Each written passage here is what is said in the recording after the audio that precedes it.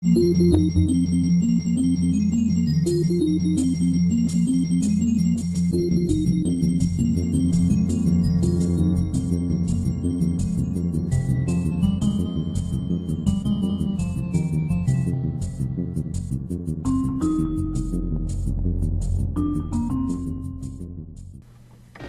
now we're on to stage 2. And as you can see here, we're in the desert now, and that truck that Sparkster just jumped off doesn't really look anything like the one we defeated in the first level, but whatever. With this first area here, you want to stick into the underground, because in the above ground you have lots of worms to deal with, or sand dunes, worms, whatever you want to call them. Like those there. They're easy to defeat, but they're annoying because they can pop up and get in your way. I also like the music in this level too. It's very Egyptian-y. And right there introduces a mechanic where if you turn off the torches, you can sometimes find hidden gems and things. Always ricocheting off of things.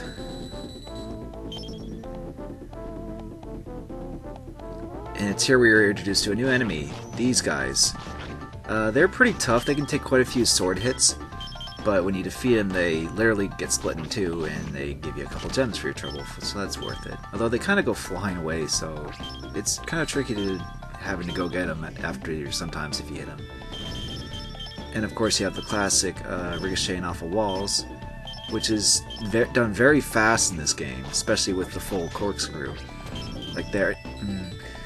See, if you go into a new area while the roulette's starting, it won't finish when you enter the next area. So that's a little bit annoying.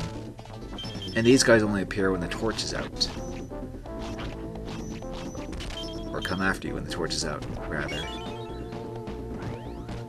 This level has a lot of like little nooks and hidden paths you can go to, which usually leads to just some extra gems or whatever. And it's a trap or an ambush. And also apparently this pyramid has a lot of mechanical machinery in this.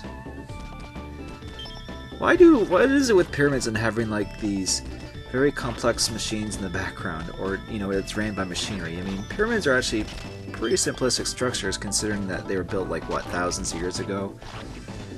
I guess we just have a natural fascination with, you know, what if the pyramids were made by aliens or something like that, and what if they were actually really advanced technology, or they have hidden advanced technology or something like that.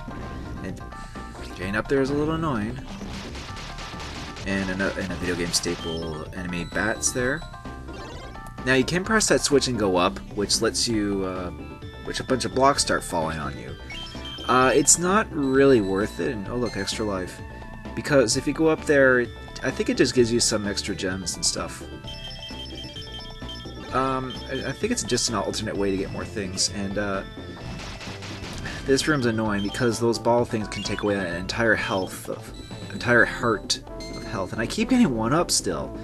If you notice, I have 9 lives, but I actually have more than 9 lives because the counter does not go above 9. However, you still have more than 9 lives. It's kind of funny, and that was an unintentional secret little area I found with a heart and a flame sword power up.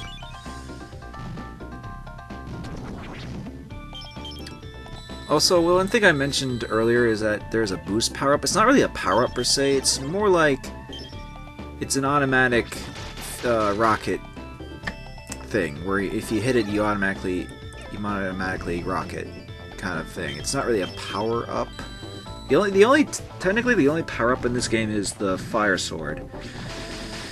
And these bats, man. And you want to, that was close.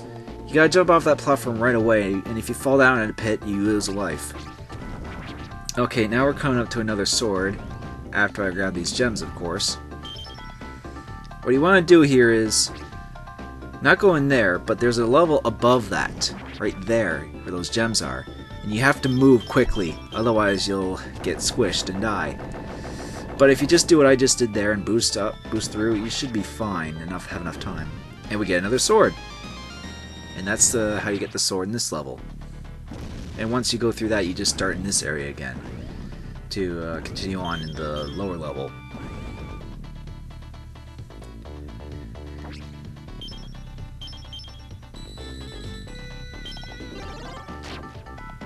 Speaking, I know I said I liked the music earlier, but there's something I should have mentioned. In this level, in this version of the game, this is the only like really unique music that it has. Sparkster on the Super Nintendo also has a desert level in music, but it's done differently because both versions of Sparkster share almost all of the music tracks, except they're just done a little bit differently, like with the hardware in mind kind of thing. And they are composed, arranged slightly differently too. And you're supposed to stay ducked down there, but I didn't. Luckily, you can just go up here and grab an apple if you fuck up. And these things, they're kind of annoying just to try and jump through regularly, but if you boost through correctly, it's not too big of a hassle. This area might give you some problems because that down there is a bottomless pit. And you need to boost up and go through the middle one, because if you go through any other doorway in that section, you have to restart the whole area all over. And it's also very easy to ricochet off of walls and plummet to your doom, pretty much. Or rocket down to your doom, essentially.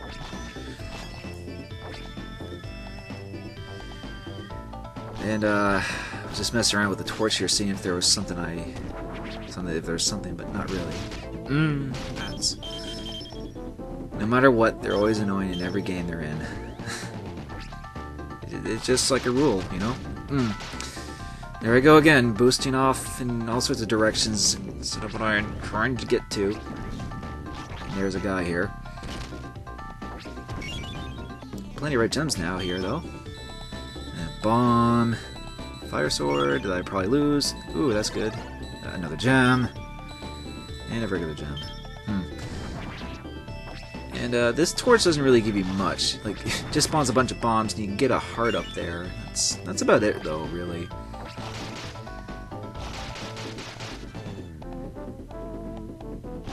And, oh, look, handy. Thanks for that health, even though I didn't really need it. And, ooh, that was close. So now we're coming up to the mini-boss of this stage, which is that's not fair. Which is another face thing. First we had the green face thing in the first level, now we have this one.